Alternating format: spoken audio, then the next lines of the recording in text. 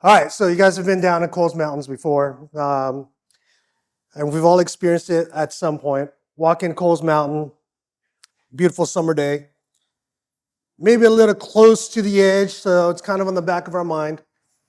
And then we hear a little rattling sound and something squiggly, and we jump, and we're like, oh crap. And we look, and it's a grocery bag.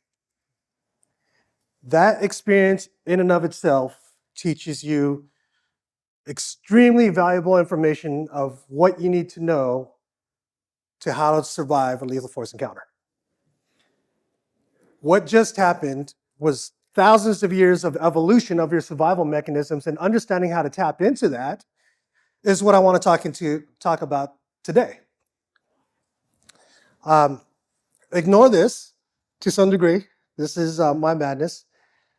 But oftentimes these talks are predicated with going into background. If you want to see my background, go to my LinkedIn. The thing I will say is that I've been teaching techniques related to violence since the mid-90s. And I've obsessed. I was introduced as a super geek because there's kind of a pride associated when people trust me with their life that I give them the positive outcomes that they entrusted me to provide them with, right? And so no ego, zero ego. I have zero, I shouldn't say zero. I mean, of course I have some ego, but my main objective is to be able to reproduce as uniformly as possible. And I learned quickly that uniformity with the subjectivity of various skill sets and predispositions to anxiety. I may get into some vernacular at any time that I start speaking technical terms. Just say, Mike, what are you talking about? Because sometimes I like to use big words to make me sound more photosynthesis. So just stop me and yeah. I had some Red Bull, so I'm kind of all over the place. so, um, but in my efforts to replicate and prepare students to prepare for violence, there are some findings I came to, and in my journey, I've met some very intelligent people, met people across the board from tier 1 operators to some of the highest level professors that have worked in trauma and even some outstanding therapists and such. And so trying to find the right training method and what really causes techniques to fail. And ultimately, it doesn't matter who they are. We're at the gun show, so I'm going to put this in the context of defensive shooting. A lot of people pick up a gun, and it's fun. They shoot, they're like, woo! Or they experience violence at some point, and then they picked up a gun because they realized they need to protect themselves, right? It's two very different incentives for getting into guns. But even the woo, fun with guns guy will eventually rationalize in his mind that, yes, I eventually want to use this to protect myself, right? And so what is their exposure to what is the right way to train? And so a lot of people aren't well informed enough to understand what to look for. When we go to the range, we try to put rounds on target, right? Put rounds on target, and we look at who are the best shooters out there, because it's a gun, we should focus on shooting. And you'll see competition shooting, right? They're shooting fast. They got their timers out and they're proving their metrics that they could do things fast, and it makes sense that they're judging their techniques based on that objective metric. Make sense? Then they hear about, oh, I lived in San Diego, there's MARSOC, and we got Naval Special Warfare. Let me go train with some of those guys, or maybe my dad's a cop or something rather, right? And that makes sense because in our mind, we're thinking they have some real world experience. They actually know how to put rounds on a body if that's what you needed to do, right?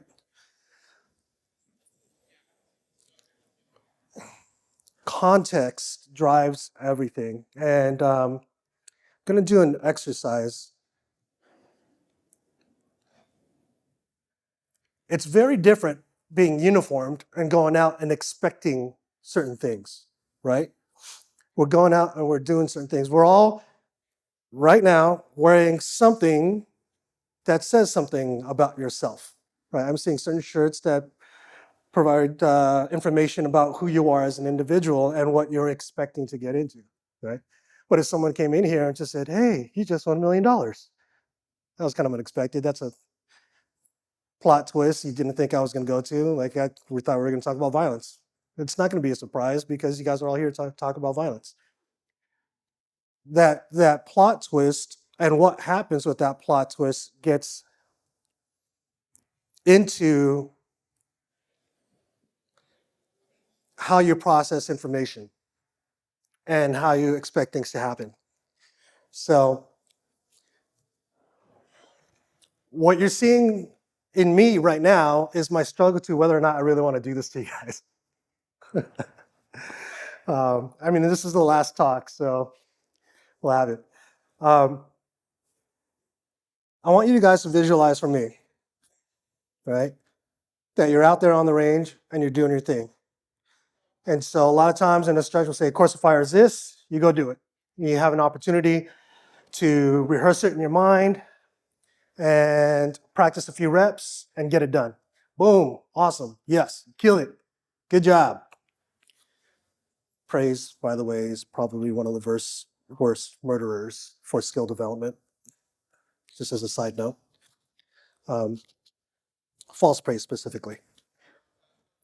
So you wrap up your gear, you're going home, and I want you to think about your family's been waiting because you've been on the range all day, kind of had that selfish time, and they're like, Dad, let's go out to eat. Let's go get some carne asada chips, something rather, right? And so you pick up your family, might even throw on your EDC or whatever, and as you go over to, because we all reasonably go to the worst neighborhoods for the best Mexican food, right? And so say you go to the Four Corners of Death and you go to the barrel to go get some carne asada chips. And as you get out of the car, you hear a loud pop and a zing and a thump, and your kid's bleeding out of his heel.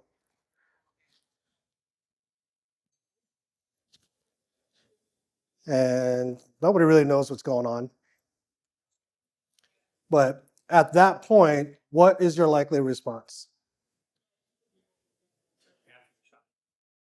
Say that again? Look after a child. I saw you do a quick assessment of your environment, right? Try to figure out what's going on. I made that scenario as light as possible, and I saw in some of your body language a quick demeanor change.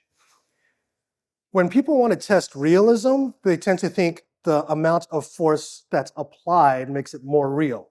So we use simunitions, and some people even say, oh, let's use less pads so you could feel it and it means something, right? And it could be more real if it's personal. There is a guy who created a simulator, I'll make this short, and he used exogenous neurochemicals that can cross the blood-brain barrier and stimulate the panic cocktail to test, can you really still perform what you think you're gonna do while experiencing this sense of panic and anxiety? And a lot of people couldn't. And these were armed professionals. Oh, I'm not gonna put their agency or team names or anything like that out there. But what I've learned is the exogenous, meaning using an external norepinephrine, isn't as powerful as what I just did for you guys. And just putting in that scenario of the unexpected, it's what oftentimes when we train on the range, we kind of put ourselves as the target, right? We're out there and we're thinking, all right, when I'm visualizing that target's attacking me, it's a straightforward solution. I'm going to come out of my holster and do what I can. I moved laterally out of habit, but most people don't move laterally. The scenario that I painted for you is more of the chaos that ensues, where now your kid is bleeding out of his ankle. You have to prioritize. You have other family members with you. It's not as straightforward whether now's the time to come out of the holster or to try to get away. And to your point, being able to figure out where that shot came from, right? Because you assessed and I saw you physically react to it, that communicates to me that you're familiar with the indicator of a zing, that you knew that it was a ricochet and there was close proximity and that it probably wasn't directed exactly accurate, right? And so there's a certain level of recognition involved with that process. So going back to the Coles Mountain analogy, that short moment of time when we jumped out of the way of the sound of the grocery bag and the squiggly shape. The interesting thing is that all your five senses is collecting data all day long, but we attenuate it. To attenuate, it means that they kind of like ignore all the other signals. It's if you're at a dinner party and there's a lot of voices going on, you focus on the one voice and you could process that information, but you don't stop hearing all the other conversations. As a matter of fact, you can still just tune in and eavesdrop in another conversation. And you can start tuning in on certain voices. There's actually a phenomenon as well where in a party full of kids, everybody's saying the same word, dad, dad, but you only react to the sound of your son's voice or your daughter's voice. These are all different amazing things that the brain does. At this moment, you're not aware of the feeling that the shirt has on your skin until I just brought it into your conscious awareness. You're not aware of the feeling of this chair pressing against your leg muscles until I brought it into your conscious awareness. So what's happening is that there are certain parts of your brain that are always surveying the environment for potential threats. And in that moment, when you're walking down Coles Mountain, there was a signal that matched things that were codified in our brain. A rattle and a squiggly kind of action that was associated with snake.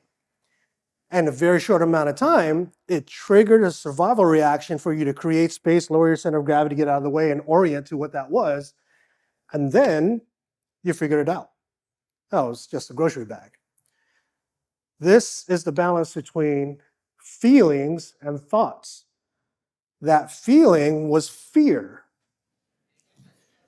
Most of society has conditioned us that feelings are bad, that feelings will get you hurt, right? Because we've put so much emphasis on thoughts and intelligence and overriding what we feel because we don't have time to panic. We don't have time to feel fear. We just need to get the job done.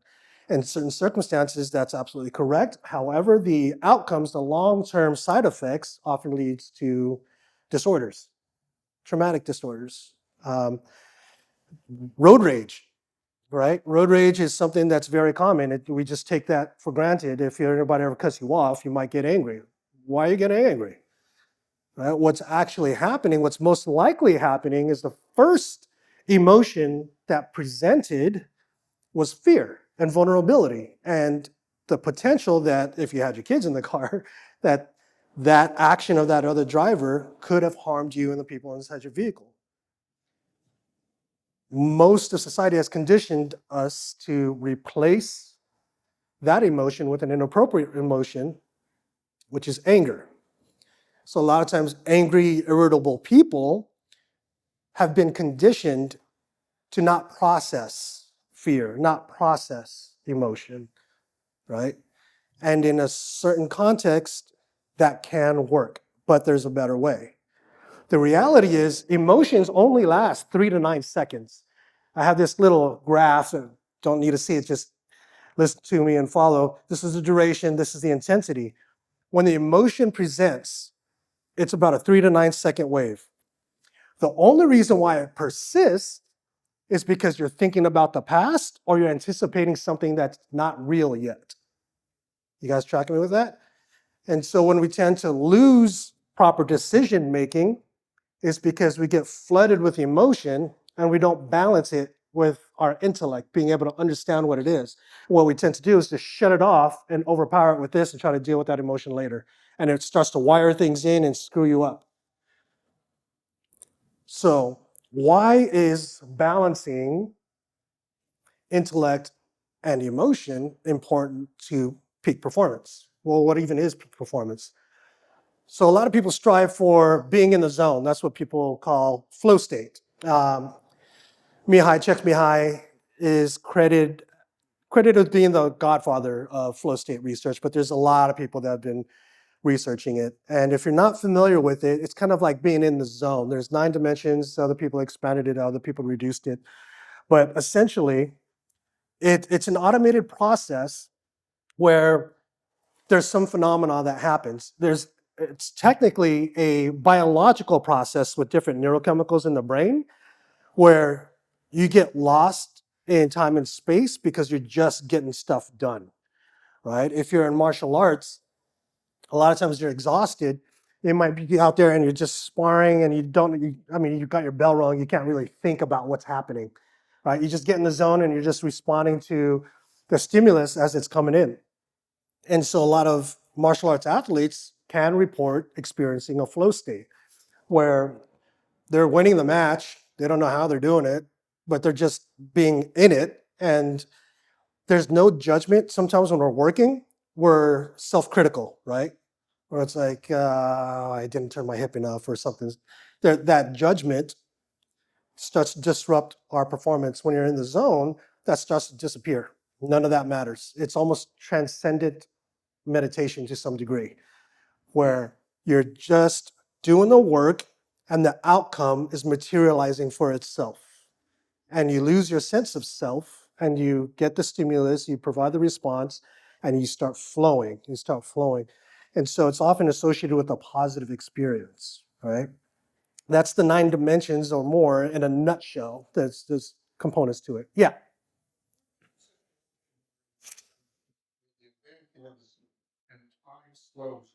Yep, that's exactly right. And just about to get to that, so I'm glad you brought that up. What he's asking about is the phenomenon when time slows down. That is a dimension that overlaps with flow state.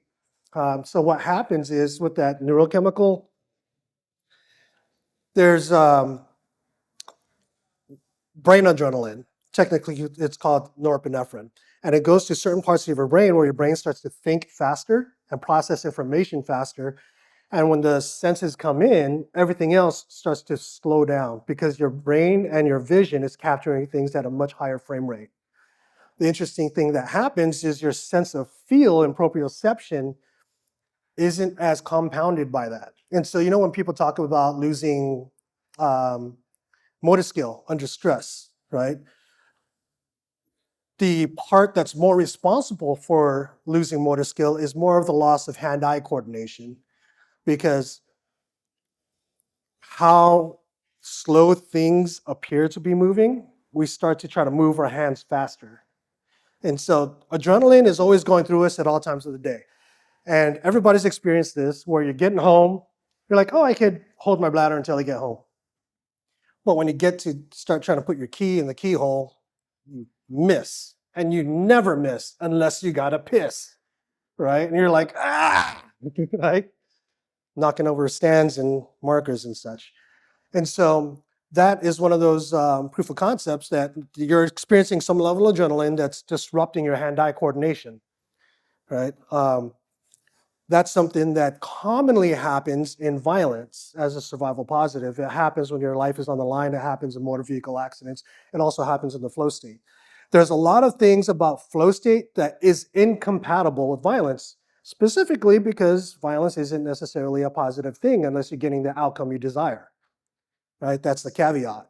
There are tier 1 operators that absolutely have a flow state when they've worked the interior so often, they've gone out and getting targets, and there's a high level of rehearsal or even just knowing where the target package is and going in, and they can get in a routine and they just get so good at it. And with the expectation and anticipation, those are performance enhancers. Your ability to recognize what's about to happen, your familiarity with the topic, your anticipation, all those things are more likely to put you in that flow state, right? And so when there's a certain amount of stress, if there's not enough stress, you're gonna be bored and you're not gonna perform too well because you're not trying that hard.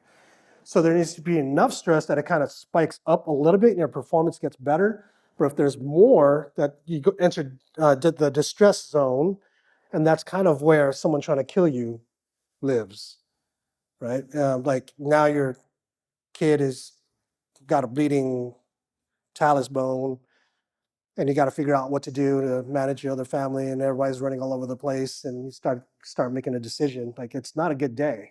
It's a terrible day. But there are some things that we can do to improve our ability to apply skills under that circumstance. When we talk about tachypsychia, understanding the mechanism and what that causes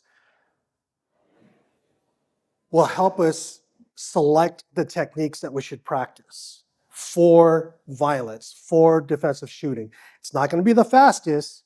It's going to be the most reliable under those conditions. People use the slide stop release, right? It's fast to let the slide go home. But one of the performance diminishers is surprise, is being overwhelmed emotionally and intellectually, having to figure out what do I have to do next, right? If you're already trying to figure out where's that shot coming from, oh, it's coming from over there, and then you have to come out of the holster and do some things and figure out where your kids are and figure out, like, are there any other CCW guys? Is someone going to look, oh man, I'm brown in a brown neighborhood. Is the cop going to think I'm the bad guy, right? There's a lot of things that'll race through your head. And so adding to the volume of information that you have to process and then risking sweaty, bloody hands, not being able to drop the slide. Now you have to think of how to fix this problem. You just gave yourself another problem you got to work through amongst all this other chaos, right? And so something to consider is, although overhand rack may be slower, that'll mitigate the risk of introducing more cognitive load when you have all this other stuff you have to think about, right? If you've ever been impatient because you have too much work to do, it's that except someone's trying to kill you, right? And so you start to separate a little bit of what looks cool, what looks faster, and think about, okay, what's actually going to help me survive this fight, right? And we can start looking objectively at the value of certain techniques. So if you're racking the slide from the front and pulling back, and then now you have to clear a malfunction, and you can't pull it all the way back, and now you have to think about, oh, wait, I have to do something else, then you might slingshot it, and then come around to doing an overhand rack. You've introduced all those layers of problems for yourself based on how you're preparing yourself to train. Does that make sense?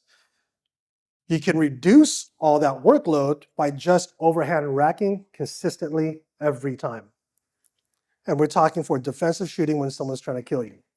That will reduce the performance diminisher of surprise because you're already surprised. Defensive shooting by virtue is a counter ambush circumstance where you didn't know it was going to happen and you don't know what's going to happen next. I mean, we're here at the gun show. If something happens now, like, it's going to be a tough call. Everybody wants to be a hero and, like, stop the killing and stop the dying. But there's a lot of variables to it. There's actually, when it comes to active shooter response, there's a lot of conflicting data, for lack of better words, and some things that are counterintuitive. And as a trainer, I'm obviously supporting the idea of evade, barricade, respond if you need to, communicate, cooperate with the people around you, all this good stuff, right? Don't want to go into a full course about that. But there's some data to show that in areas where there's a free state and almost everybody's carrying, getting out of the way would be wise because it's not just a two-way range. Rounds are going to be going everywhere. It's not going to be as clear cut with an active shooter, right? It's not just the active shooter's there, I need to run this way. It's the active shooter's there. If I run this way, oh, there's a CCW carrier sending rounds this way. Which way do I got to go, right? And so if you start seeing multiple people come out of the holster, you might just need to get the hell out of the way and start barricading yourself into a safe area because there's going to be rounds going everywhere. I think that just happened with law enforcement, if I'm not mistaken, right? Where law enforcement started hitting some bystanders in an active shooter situation. But that's not a dig on law enforcement. That's just factually reflecting the chaos and how it's not an easy answer. So things that diminish your performance is almost the entirety of a defensive shooting incident. It's surprising, it's chaotic, it's threatening. There's a lot of cognitive load and the emotional valence of the scenario. It's easy to, I should say, it's easier if we're just training to protect ourselves. When you are experiencing people you care about suffering and you have to take action, it can make it more challenging, right? And that's where the value of balancing thoughts and emotions are. When we talk about that Coles incident where you thought it was a rattlesnake, that's the right hemisphere and the left hemisphere balancing together. Yeah. And so to help improve and enhance your ability to apply skills, we want to take performance for granted. We don't want to be the best at what we do. It's not so important for us to be the first to shoot. We're more concerned about being the last to shoot, right? We want to be able to survive the violent encounter. And so consistency with the techniques that you perform. For example, coming out of the holster, right? There's a lot of people do it different ways. People are arguing, maybe even come up like this if you have a red outside. But if you're preparing for a dynamic three-dimensional environment and you want to reduce the cognitive load to make sure that you don't add additional tasks on top of yourself based on fighting your own habits, right? Kind of going back to the racking the slide or using the slide stop example, like you're giving yourself a potential task to overcome more cognitive load. Same thing happens is if you don't come straight up out of the holster from here and then orient to the target, then you may not be well preparing for if you need to orient in other directions, right? If you're only coming up this way and then have to swing around, you're not optimizing for close quarter environments in vehicles or even in unorthodox positions. Like if you needed to respond quickly to someone coming through the door because bodies are dropping, you might need to stand all the way up and turn all the way around, or you could come up and start shooting from here if you needed to, if you're consistent with the way you're presenting your gun, right? There's some fundamental guidelines. And so the enhancers are like anticipation and familiarity, recognition. So what recognition is the understanding of a thing without needing all the details, right? If I show you a quarter, you know what a quarter is. You know how to use a quarter, you know the value of a quarter. You recognize the quarter, but you don't remember all the details of what's printed on it. You don't know the details of how many feathers are on the eagle or anything of that matter, because it's irrelevant, right? And so we want to leverage that power of recognition so that we don't have more cognitive load to slow us down. You guys tracking me with that? And so there's a process of registering. There's the reticular activation system. We're going back to the Coles thing. Our peripheral vision caught signals that something appeared to be similar to a snake, a rattlesnake. We reacted, created space, and we looked at it. So the reticular activation system is what's responsible for awake and sleep cycles. It's also our focus of attention. We turn our attention to it. And then now we go from the fear, the feeling, the emotion into the intellect, process what it is. It's a grocery bag. Okay, we're cool, right? It's also responsible for when you're shopping for a red SUV. And now you see a red SUV everywhere and you experience the phenomenon of the pop-out effect, right? You start to become more consciously aware of red SUVs everywhere. Part of the value of training in context specifically is you start becoming familiar with the pre-contact cues of violence. You start becoming familiar with the kind of conditions, the contextual cues that will help you respond more efficiently. You guys tracking me with that? So if you train in regards to a home defense scenario. But you're doing long-range precision.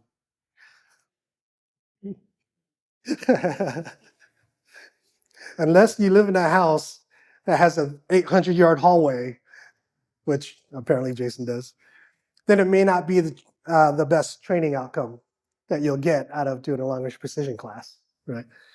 So training in context, the closer you are to the context of what you're preparing for, the better it'll wire in your brain. Now, there is obviously, when we talk about reality, we don't want to be so realistic that you're actually endangering people, right? So there's a risk benefit to it. But leveraging that reticular activation system by the process of registering the stimuli.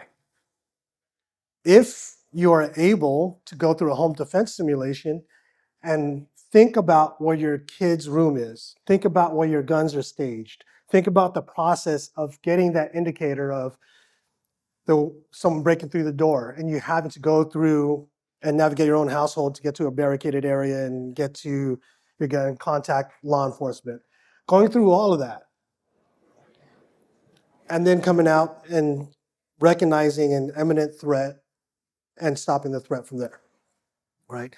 Having those neurochemicals endogenously on the range where you have to suspend disbelief that you're on the square range and actually putting yourself in that scenario will give you far more benefit than just focusing on the metric of how fast you can do it or how many holes you can put on the target, right? The marksmanship thing is fantastic, sure. But the reason why we take performance for granted and apply skill is because we want to stop the threat and we'll keep shooting until we see a change of behavior where that threat is no longer presenting an imminent threat to you or to anybody you care about. You guys tracking me with that?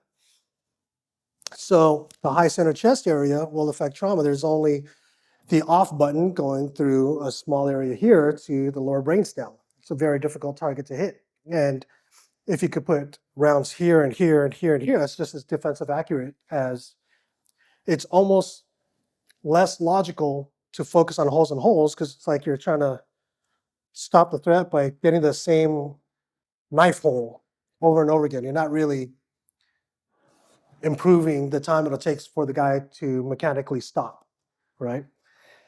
And let me just explain there that there's a difference between a mechanical stop and a psychological stop. Physiologically speaking, even if you have holes in your lungs and your heart, your brain is still functioning. You still have motor control. You could still fight back. So think about like, if you need to protect your kids and you're getting shot, don't take inventory of your injuries, right? It's not the time to start treating. We need to stop the killing before we stop the dying. And this is where balancing emotions and thoughts comes into play. It's not shutting it down. It's recognizing that, okay, there's a very real chance I could be dying right now. This hurts, this burns, but putting it in perspective, I need to keep fighting back or something worse will happen to my kids, right? So the time it takes physiologically speaking, I mean, the stop comes from the brain shutting down. That's where the actual mechanical stop comes from, either because there's not enough blood circulation or oxygen going to it. You guys tracking me with that? So you could stay in the fight even if you get hit. The flip side to that is putting rounds on target as rapidly as you can at about this size target. So balancing your speed and precision appropriately will help you better prepare for the defensive shooting incident. Jake Wiskichin of Walk the Talk America and Zephyr Wellness does a full-on thing about emotional functioning. That's what this is about when I talk about the impulse of the emotional spike, where there's 10 core emotions and we're not taught about its functionality, but they signal changes in environment faster than our conscious awareness does. It's extremely important. A lot of times we'll feel something before we know what we're feeling or why we're feeling it, right? Just like when we felt that fear and we jumped away and it was like, oh, I thought that was a snake. Like I didn't even know that was something that I was reacting to, and not until the aftermath, right? And so I highly suggest everybody go and take a look at emotional functioning. You could go to YouTube and check that out. The main takeaway with the ability to move yourself from a position of distress and towards being able to apply skills largely has to do with reducing the cognitive load so you don't have to figure it out. Defensive shooting by virtue is the art of learning about your environment and making decisions. So while the flow state is the expression of your expertise, that means that flow state is more about things that you already know. Whereas defensive shooting is you don't know what's going to happen, and you didn't know what's going to happen next. But the second you start making decisions, you can start becoming more familiar about things that are happening, right? So the more familiar you are with the unexpected, the better you are to respond from unfamiliar positions. I want you guys to think about your shooting positions and how rehearsed it is. If you're always shooting with the left foot forward, and then switch it up with the right foot forward. How strange or danger does that feel? Your shooting mechanics. If you're doing the wishbone thing for your grip as you come out, I mean, holding a microphone, but, and then your left hand goes down and you're shooting one-handed. How does that feel, right? The analogy I like to use is the difference between shooting free throws, getting all the time to shoot free throws, versus someone trying to swat your shot. And so, or even trying to steal the ball from you. So you got to shoot off balance and just have all the fundamentals in place to apply the skill just enough to sink a shot. Does that make sense? So when it comes to your shooting ability, all you have to do is get the hit. If you focus less on extreme precision, because there's all these other skill sets we got to work on. When you think about violence, it might be a contact threat. It might be a guy with a knife, right? It's not always a clear-cut thing. How much time have you put in inside one arm's distance, or even closer than that, right? How much time have you put into practicing accessing your firearm from entanglement, meaning that you're wrestling with somebody? Maybe you're trying to control their knife, and then now you have to try to pull out your gun and stop them from there, right? That's far more important than shooting holes in 5-10 yards, right? There's diminishing returns in the way that some people obsess over looking for performance cues. It's to start recalculating how to train all that. There's only so much. This sounds like a lot of rambling because I can't teach a full-on class in 45 minutes. That's a true story. I got to meditate on that. I just got checked. I got to change my attitude. I'm going to teach a full-on class. And so this is what I want to do. I have a lot of information up here, and I did ramble on quite a bit. I want to open the floor up to questions specifically about defensive shooting and what it means to apply skills under those kinds of duress. Okay, we'll go here first. Are you familiar with Jim Cirillo's book, Guns, Bullets, and Gunfights? I've heard about it. I have not read it. It's a great read. I actually just reread it a week ago. It used to be from Paladin Press. I think it's actually been reprinted in Amazon. But one of the things he talks about is the importance of the subconscious. Yes. And we've all been driving down the road and several miles go by, and we weren't consciously, that was our subconscious driving the car while our thoughts are somewhere else. And he said when he got into his first gunfight on the stakeout squad, he was surprised as the fight began, he noticed his handgun bucking in his hands, and he was wondering who's shooting, right? Yes. But his training was so thorough that the subconscious took over and shot three men that were attempting to kill him, and a couple of them made it outside and got rushed to the hospital. One guy died on the scene. But that to me was very instructive, and I think we all understand the example of driving a car, right? That's something almost all of us can relate to. and how automatic it is. And so if we can get our training into a point where that same process will occur during an actual fight, I think we're in a good position. So I recommend that book to everybody in here if you haven't read it. And I understand everything you're saying, but we could do better. The reason why I say we could do better is because if we're shooting people and we don't know that we're doing it, that's bad, right? What you're describing is more of an automated process, right? So there's something that's automatic, and things that are automatic are just like that, the responding to the rattling and the squiggly line. We're just walking and talking, and whoa, what was that? Right? That's a startle reaction. That's an automatic thing. We didn't train for that. We didn't condition for that. That's embedded in our evolution. The automated response with the complex skills, one of the best things that I love to see in Ultimate Fighting Championship are completely concussed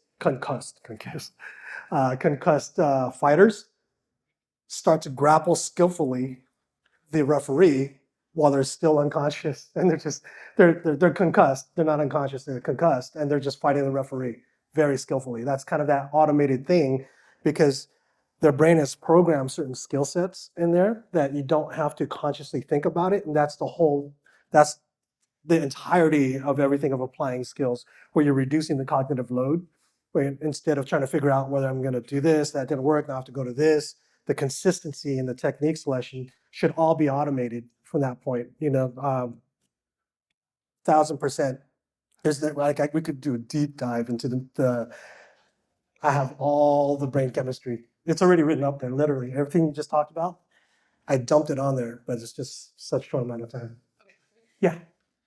Yeah, I was just curious about the element of intuition. Yes. Kind of like we talk about situational awareness, but the situational awareness of that intuitively flows where there's a possibility of something happening from that direction or over there or whatever that is. Yes. But it's cultivating that awareness of those messages or that information that's flowing into our consciousness so that we can use that as a protective shield or a self-defense mechanism.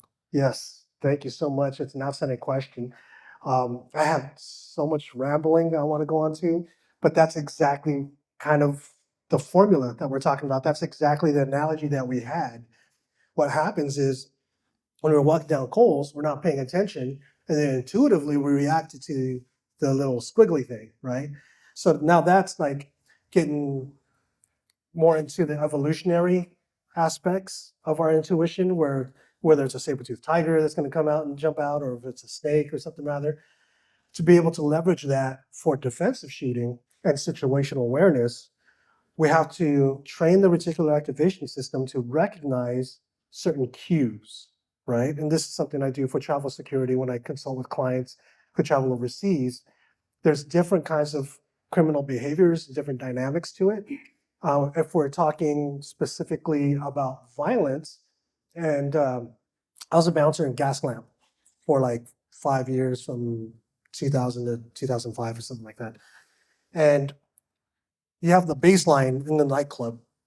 You could see that there's guys looking for girls looking for guys looking for guys, girls looking for girls, looking for a good time, right? And then you have a different body language that deviates from the baseline. And instead of surveying the crowd, they're locked into one person. It's like, that's odd. And they're not feeling the music. They don't look like they have a good time. They're just locked into one person. And then they're taking position on them. It's like, that's different, right? And you start, like, over time, you'll start to let it enter your conscious mind. But with conditioning, you're starting to leverage these cues to recognize it quickly and intuitively, these changes in baseline, in behavior. So if we're going back to the analogy of the taco stand with our kids getting hit with a ricochet, if we wind it back a little bit and you get out of the car and you notice some people talking, and then one guy, for some reason, looks like his chest is huffing and puffing, you start to read that, okay, that looks like some hostility, right? Or that feels like hostility. Sometimes you can walk in a room and you're like, someone feels pissed off, right? Because there's some cues in the environment that's triggering your intuition. There's that book, The Gift of Fear, Gavin de Becker. He talks a lot about trusting your gift of fear. That's all about leveraging the emotions and trusting the emotions and balancing it with your intellect to let when that feeling enters the conscious awareness, you can process with that. You can focus your attention on it and start figuring out what that is. And so I know there's another question, so I want to try to cut it short, but did that answer your question a bit? We want to expose yourself to the stimuli, understand what the threat indicators are, and then when you survey it, then you'll be able to see that changing baseline in the population. It's really the delta from the baseline behavior of everybody in the room versus the threat. They're going to have a bit difference, and you'll feel that before you really understand why. Did that answer the question? Connection of getting in touch with your subconscious Yes. through possibly using kinesiology. And you could say, well, is that a threat? And you could test for that to see whether or not yes or no. And it could be a simple test. Right. Are you talking about in the real world? In a ribble? In the real world, testing if Yes, in the real world. Yeah. So I have a friend who says that racism is genetic, and he actually brings up an interesting point. It has more to do with tribalism, right? It's stems from tribalism where we protect our tribe, and because other tribes will try to take our resources, right? And so there's certain biases that could trigger our defense mechanisms. So if someone's a threat, we might think they're a threat, and then you look for other compounding cues, other compounding indicators. I like to walk up to people and make friends with them, personally, right? Because it kind of makes them uncomfortable if they're up to no good. But if they're just having a bad day, then they might actually relax, right? Then I was going, okay, maybe I was wrong about that guy, right? But yes, that's kind of how you can test, right? And it's always a risk-benefit thing, because if you test it and the guy just decides he's out here to kill somebody today, then you just put yourself in that predicament, right? And so if there's other ways to test it, there's no like direct answer, but it's essentially, it's not one cue, it's the compounding cues of all the things that could lead to this. So another deviation from baseline behavior is cultural differences. Like someone might be acting different because their culture is different. So that is a test, right? Is there any indication that this person's from a different culture? You know, is that why he's acting different? It's like, oh yeah, maybe. Okay. Maybe he's not up to no good kind of thing. And the last question here. Yep. Yeah, this goes on to a little bit in-depth question, but as far as you're talking about the neurochemical stuff that starts to kick in as far as your training, there's a guy, go to his name, this who's in the SAS, Christian, whatever. He was involved in the Kenyan hotel. He was the one guy that went in. Christian Craig. You know what I'm talking about, exactly. Nairobi one could- Yeah, exactly, in Nairobi. And so he started talking about the flow state and stuff. And as far as, so what does it kick in as far as like, or that really is that just the neurochemicals kick in with his training? He mentions in that incident that he said he was involved in that, I think for like 10 or 12 hours. It was a long period, but he said, you know, I could see farther. He's like, I could see farther. He goes, I could hear better. He goes, I could shoot faster. I could run faster. He goes, I was stronger. And at what point, I mean, I know at some point you're saying that certain people, they get debilitated. In other words, under stress, they get jittery, they can't control themselves. Yet other people, either based upon their training or the neurochemicals, they're so focused that they start to have almost that superhuman level abilities that where they're able to, a woman is able to pick a car off of her son. People are able to do, you know, situations where they're faster, and it just, all of a sudden you're shooting better than you've ever had. And you're like, holy crap, I can't believe you're just flowing right through it. And it's happening. I mean, which point is it the training or the chemicals, a combination of both?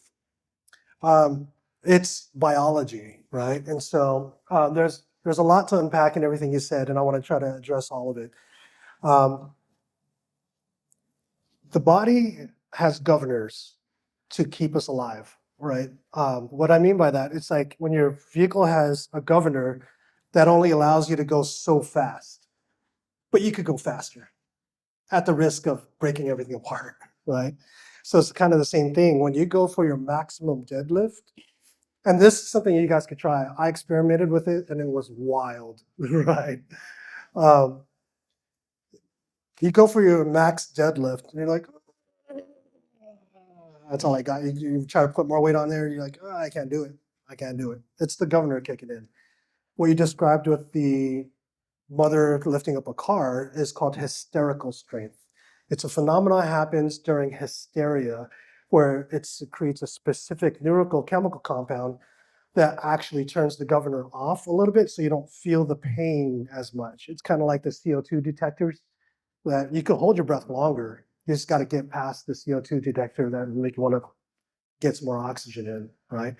And so if you're out there and you can put yourself and just endogenously start secreting things, if you do the same visualization and suspend disbelief that you're at the gym and just start thinking about someone you care about is screaming and bleeding and half amputated under that brake caliper or something and see what your personal best is. I mean, maybe I shouldn't say that because I don't want anybody to get injured. So maybe don't try that. Don't try it. But I can say that I tried it because I'm a knucklehead and it was interesting. I got a personal best, but that's a historical strength. Now to your question about Christian Craighead and people of that level, first, people who are in that occupation already present a specific psychological profile, right? Maybe you're raised in violence or something to that degree. So there's a certain disposition that you already have where you find pleasure in the adrenaline, in the hunt, in the action, right? And so your body maybe even come from generations. There's like epigenetic benefit of just generations of warriors in your family is a thing. And the opposite of that is true, right? If you have generations of family members who've gotten bitten by snakes, you're going to have an unreasonable fear, a phobia of worms and snakes and things of that nature, right? It gets passed down.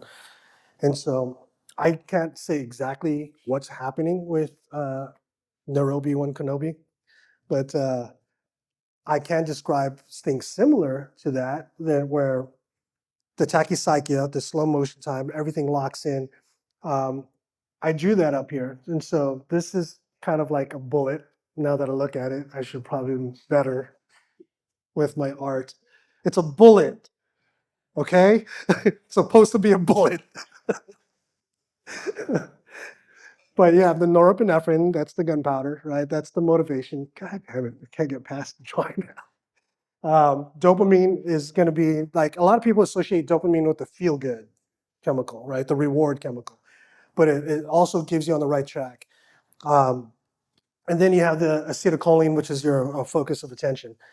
And what happens is when you do the work that Christian does, or anything similar to that, like you have a task, you have the motivation to get that task, whatever that is. People have different drive to do different things, right? And a lot of us, we inherently think that it's good to help people, right? And then other people who have actually either been victims or are very close to someone's a victim feel much more strongly about it. So there's almost a higher level of dopamine going out and hunting for people who are victimizing other people. So there's a much higher chance of experiencing the flow state and getting that neurochemicals when the adrenaline and how everything else functions start to open your aperture, where the tachycyclia becomes more of a benefit, especially if you're experienced with the tachycyclia, with the slow motion time, and you've been through that, and you've been through the violence, you've been through the pain, and you've been through the suffering, you've been through the stab wounds, you've been through all of that. And your sole mission is to make sure that doesn't happen to anybody else. And nothing else matters. Like there's a switch that happens in your psychological profile, right? Where I'm going to be the guy that stops this or I'll die, right? And so once you do that, then all the stress that's associated with harm that comes to you kind of melts away, right? That kind of stress, like, oh, I might get shot, or that kind of fear. But also that you get so focused. I noticed that, like, say you shoot competitively the match, you go down to state. And that one day, for whatever, you're going down through that match, and you're just everything, like you said, it's flowing. It's like you're so tuned in. You're moving smoother than you ever have. The shots going faster. Yeah. You're acquiring the targets. Everything's just going really quick, and you get done. And you're like, holy crap, how the Yeah. hell did I do that? And it's Right. just, I don't know if it's that or the chemicals are kicking in. Yeah. It's all biology, man. It's all like, and there's a certain amount of rehearsal, right, where it becomes automated. Yeah, and then so what happens is you get that feedback, you get the reward, you're going, and the work just takes care of itself. You get in that flow state, you get that flow state. If you want to take it out to the next level, have someone fuck up your flow state. Like that's kind of where I'm coming from. I mean, can I curse? I should probably said that first, right? So, speaking more candidly now, right? We like to think that we're the fucking heroes. We want to get out there. We want to be in the flow state. We want to perform perfectly. We want to like just lock in and get it done, right? But if you want to overcome failure, put yourself in that worst case scenario, right? Let's get in that flow state and see, okay, try to fuck me up, right? Okay, I'm gonna go out and see, but then not so much in a retarded way where like we're doing something completely out of context, right? What I mean by have someone disrupt you is instead of just running from target to target, have things that matter to you downrange, like the images, not like literally, right? But visualizing, right? I gotta be careful with what I say because some people take things literally, right? And so as you're going from stage to stage, if you know the target's there, make it less predictable, right? Because when it comes to home defense, we shouldn't be clearing rooms for bad guys. Anybody that's done any real room clearing knows that like it's a high risk endeavor. You really shouldn't do a one person like room clearing thing, right? But if you need to go search for your kids, that's worth going room to room for and worth the risk of going room to room. And so see if you can do that. See if you can, people don't like to beat, but probably shouldn't point your gun where you think your kid is. Does that make sense? And so flip everything, because not everything's about the shooting part. Everything else, like if you're good at shooting, awesome. Now take that to the next level. Let's get to the psychological part, because that's the disruptor, right? If you could get to the flow state, awesome.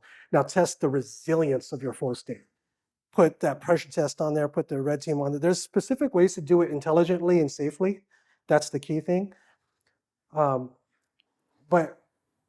the main takeaway is that it becomes less and less about peak performance and more about consistency in your ability to apply skills no matter how terrible the situation is. You guys tracking me with that? That's the goal. We don't want to be the best of the best. We want to be the most consistent in our ability to apply skills across the board, because that's all that matters is walking away from the fight.